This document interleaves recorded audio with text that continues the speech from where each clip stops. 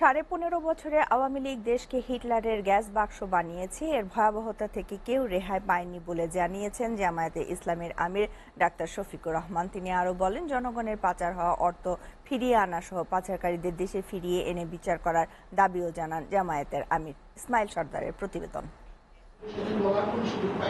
রাজধানী মগবাজারে আলফালা মিলনায়তনে জামাতে ইসলামীর কেন্দ্রীয় মজলিসের শুরা সদস্যদের নিয়ে অধিবেশনের আয়োজন করে দলটি।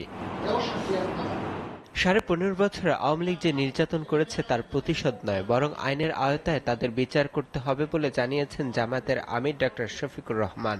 আমাদের নিবন্ধন কেড়ে নেওয়া হয়েছে, অফিসগুলোতে তালা ঝুলানো হয়েছে, আমাদেরকে স্বস্তির সাথে চলতে দেওয়া হয়নি, দফায় দফায় আমাদেরকে নির্যাতন করা হয়েছে বিভিন্নভাবে। আমরা বলেছি যে আমরা প্রতিশোধ নেব না।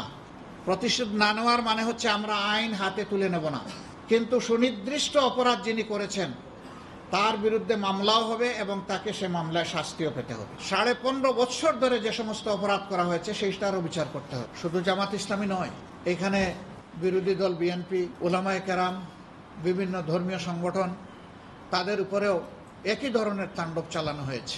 জনগণের টাকা আত্মসাৎ করে বিদেশে পাচার করা অপরাধ, সেই অপরাধীদের বিচারের দাবি জানিয়েছেন জামায়াতের আমির।